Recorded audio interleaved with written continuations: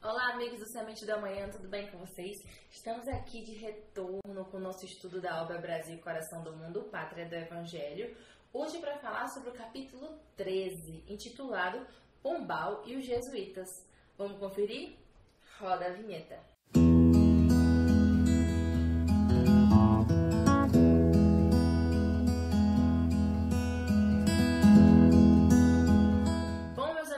Como eu tenho feito aqui com vocês, antes da gente adentrar o capítulo propriamente dito, nós fazemos aquela recapitulação histórica para a gente entender que momento é esse da história que os relatos vão se dar e para que a gente possa compreender melhor os fatos. Então, temos aí um cenário Portugal, né? Século XVIII. E o que é que nos remete ao século XVIII? Eu sei que você pensou isso aí. Exatamente, o Iluminismo. O Iluminismo, século XVIII, século das luzes, tem características muito específicas. E uma delas, que vocês com certeza se lembram, é o uso da razão, a valorização da razão.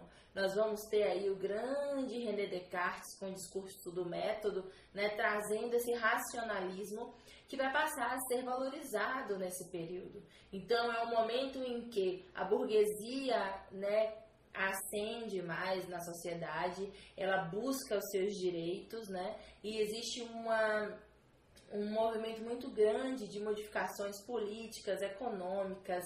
A gente tem a valorização dos direitos naturais, a vida, a aquisição de bens, a liberdade, não é? Nós vamos ter também o avanço das ciências, então é um período que nós vamos ter muitas conquistas da ciência. Vamos ter aí o nosso queridíssimo Isaac Newton, né, que a gente tanto estuda na escola, descobrindo a lei da gravitação universal. Nós vamos ter Hooke, com a criação do primeiro microscópio, que vai permitir adentrar esse mundo microbiológico, né?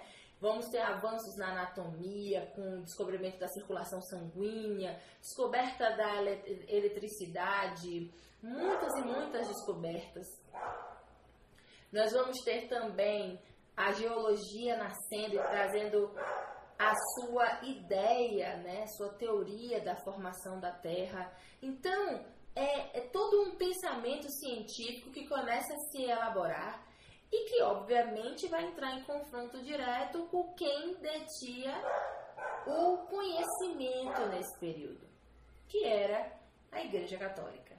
Então, nós vamos ter aí, na corrente iluminista, um grande antagonismo com a Igreja. Então, a fé vai ser questionada, né? Também o absolutismo vai ser questionado, porque a burguesia não vai aceitar essa centralização do poder. O mercantilismo também, que era o modelo econômico da época, também questionado. Então, nós vamos ter muitas transformações. Nos países mais agrários, como Portugal, o iluminismo ele não vai chegar dessa forma tão radical, por exemplo, como ele chega na França e na Inglaterra, onde as transformações elas vão ser muito mais assim efervescentes, tanto que a gente vai desembocar lá na Revolução Francesa de 1789, que eu vou te contar daqui a 2 semanas, que o livro também vai abordar. Então, em Portugal, a gente vai ter o que nós conhecemos também de despotismo esclarecido. E o que era um déspota esclarecido? Era aquele que conseguia alinhar ainda os interesses do absolutismo com as ideias iluministas. Então, ele propunha algumas reformas, mas o modelo central político continuava sendo o absolutismo. E é aí que entra o nosso queridão Pombal. Porque Pombal ele era um déspota esclarecido. Então, ele, quando vocês viram lá comigo que o Dom João V, que foi um dos últimos reis da nossa história aqui que a gente veio contando, ele era aquele rei gastador, né, que valorizava a igreja, que botava a igreja lá em cima, que investia tubos e tubos de dinheiro na igreja. Né? Como eu até usei a expressão, ele queria arrombar as portas do céu com o ouro que ele extraía aqui da colônia, né? Mas o Dom José, que vai assumir o trono, Dom José I, ele não tem muito essa postura. E ele ainda traz e nomeia, logo que ele assume o poder em 1750, o seu primeiro-ministro, o Marquês de Pombal. E Pombal é muito interessante porque ele tem, se você for olhar a biografia de Pombal, você vai ter pessoas que colocam ele lá em cima e tem pessoas que colocam ele aqui embaixo. E ele foi um cara realmente assim bastante dúbio, porque como diz o próprio Humberto de Campos aqui, ao mesmo tempo em que ele trouxe benefícios, ele também se comprometeu. Aliás, né, nós somos assim, né, gente? Nós somos muito desse jeito. Então, antes de eu falar um pouquinho do que diz o livro, só recordar para vocês que Pombal, ele fez reformas políticas e econômicas em Portugal. Ele reestruturou a Universidade de Coimbra, trouxe exímios professores para dar aula lá. Né? Ele também, por exemplo, ele reconstrói Portugal. Em 1755, Portugal sofre um grande terremoto que destrói a cidade de Lisboa, e aí o que acontece? Ele consegue reestruturar e deixar ainda Portugal mais linda do que ela já era. Isso faz com que ele ganhe um grande prestígio com Dom José. E aí, minha gente, o Pombal tinha suas questões pessoais, né? O Pombal, ele, como déspota esclarecido, adepto ao iluminismo, ele trazia as suas antipatias, as suas restrições à igreja, sobretudo aos jesuítas e também à alta nobreza. Então, assim, os jesuítas, nessa época, eles ainda estavam no topo, dominando todo o processo educativo em Portugal e também aqui no Brasil, com as suas experiências, né, de missionárias, de evangelização dos índios e de civilização também, né? Eles estavam ajudando a estruturar essa sociedade que estava surgindo aqui no Brasil, né? O Brasil adquirindo aí já uma feição mais complexa enquanto organização social, né? E aí, olha só, quem domina a educação, quem domina o conhecimento, tem poder, né? E o que Pombal estava querendo? Ele estava querendo o poder. Ele estava querendo uma reforma educacional onde se retirasse as ideias religiosas, fizesse uma educação leiga, onde ele pudesse propagar as ideias que ele era adepto. Então ele tinha um confronto direto com os jesuítas por essa disputa de poder. Então, minha gente, nesse momento da história, a gente tem a ciência antagonizando com a religião. E é um quadro que a gente tem até hoje também, né? A ciência ela ainda não absorveu muito bem as questões da religião e a religião também não, de um modo geral, apesar de vários movimentos já existirem hoje em que essa conversa começa a se dar. E a partir do momento em que essa junção começa a se dar, a gente vai ter grandes avanços aí, tanto para a ciência quanto para a religião. E sobre isso, lá no Evangelho segundo o Espiritismo, que é, claro, uma obra que nós temos sempre que nos reportar, logo no primeiro capítulo, Eu Não Vim Destruir a Lei, tem um item chamado Aliança da Ciência com a Religião, em que justamente os espíritos eles vão dizer que a ciência e a religião são as duas alavancas da inteligência humana. Uma revela as leis do mundo material e a outra as leis do mundo moral. E que a incompatibilidade que se acreditava haver entre essas duas ordens de ideias prende-se a um defeito de observação. E há muito de exclusivismo da parte de um e de outro. Daí o conflito, a intolerância e a incredulidade. Ou seja, cada um queria justificar tudo sobre o seu ponto de vista, nunca parando para observar as contribuições que o outro estava dando. Então daí vinha o conflito, parecia que não existia diálogo possível. E os espíritos são maravilhosos porque ele diz o seguinte: os tempos são chegados em que os ensinamentos do Cristo devem receber o seu complemento, em que o véu lançado propositadamente sobre algumas partes desse ensinamento deve ser levantado, em que a ciência, deixando de ser exclusivamente materialista, deve inteirar-se, né, do elemento espiritual, e em que a religião, cessando de menosprezar as leis orgânicas e imutáveis da matéria, essas duas forças, apoiando-se uma sobre a outra e andando juntas, se prestarão um mútuo apoio. E quando isso acontecer, ele fala, a religião adquirirá uma força inabalável. Então, era tudo isso que a gente precisava. Que maravilha que a ciência começa a avançar nesse período, que o pensamento racional começa a predominar, né, onde o homem passa a tentar entender melhor o mundo à sua volta, mas ele não precisava negar a religião. O pensamento religioso, o ensino moral, é extremamente importante para a nossa atitude, né, mais elevada. Então, o grande equívoco dessa época é esse, é que a ciência cresceu, mas o diálogo não foi possível. E aí o combate, né? É claro que esse combate não está só pautado numa questão, como eu disse, ideológica, mas sobretudo de disputa de poder.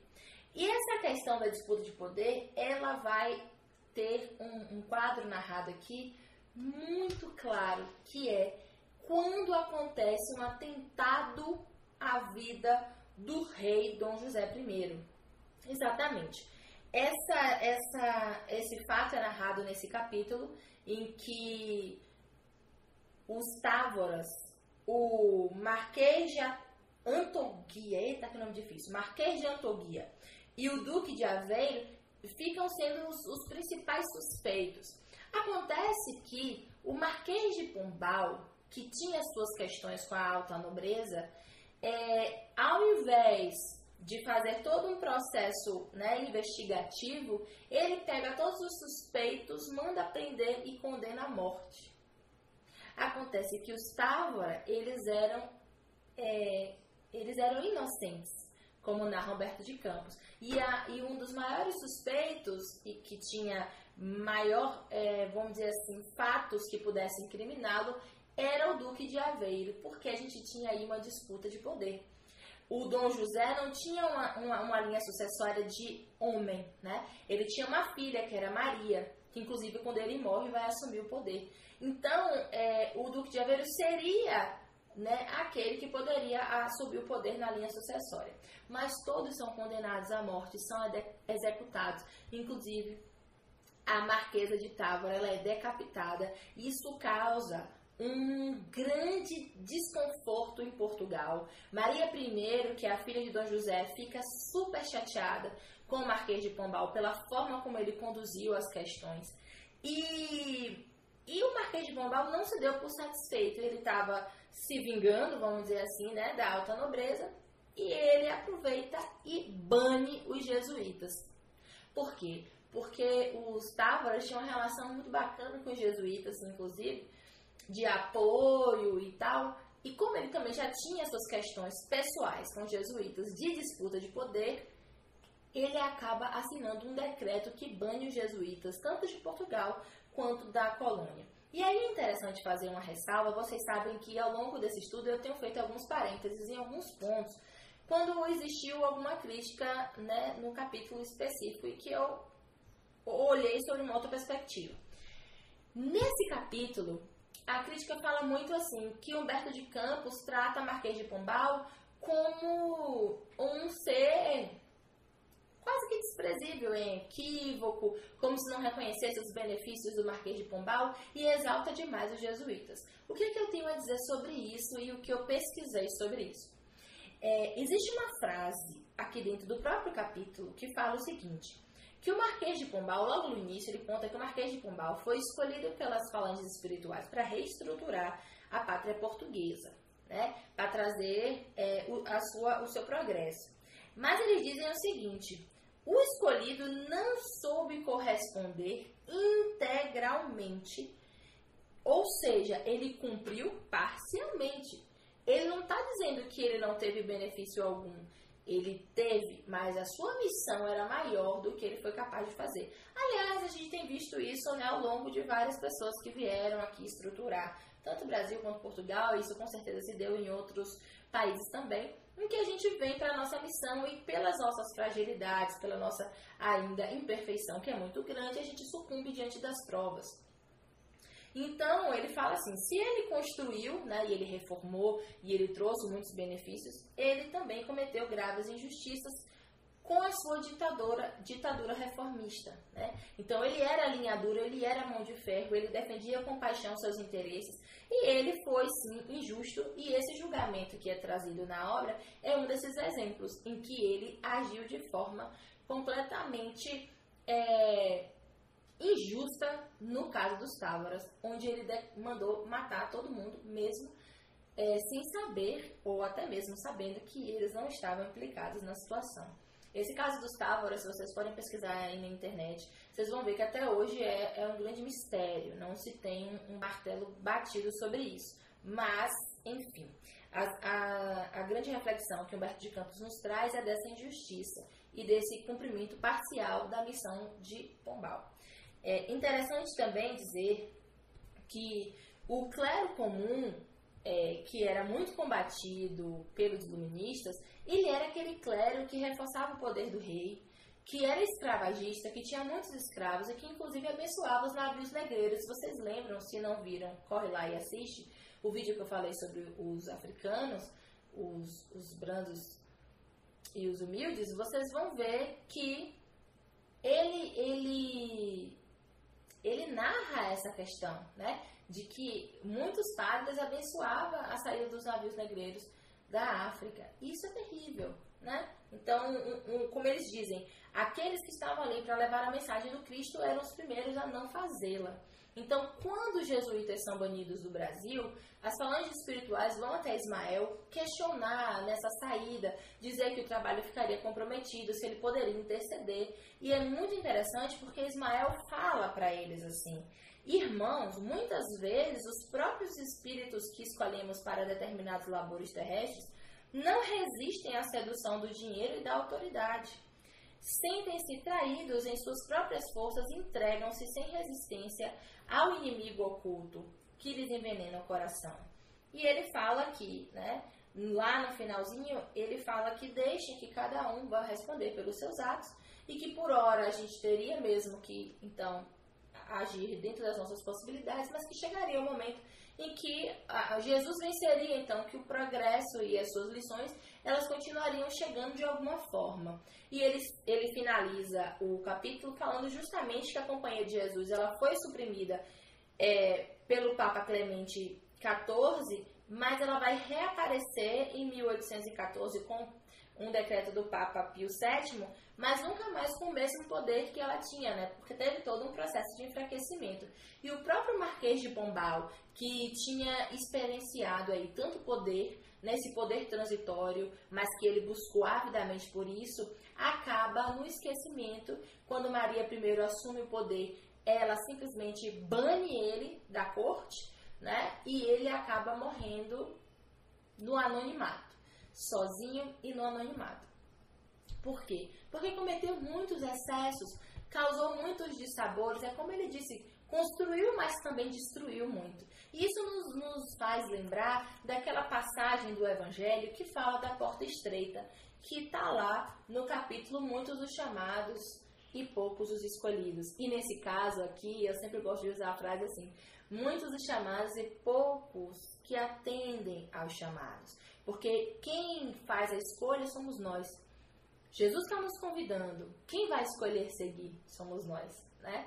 Então, nós precisamos atender esse chamado. E aí, é muito interessante porque no item 5 desse capítulo que fala da porta estreita, ele fala: a porta da perdição é larga, porque as más paixões são numerosas, e o caminho do mal é frequentado pela maioria. A da salvação é estreita, porque o homem que quer transpô-la deve fazer grandes esforços sobre si mesmo para vencer as suas más paixões, as suas más tendências. E poucos a isso se resignam.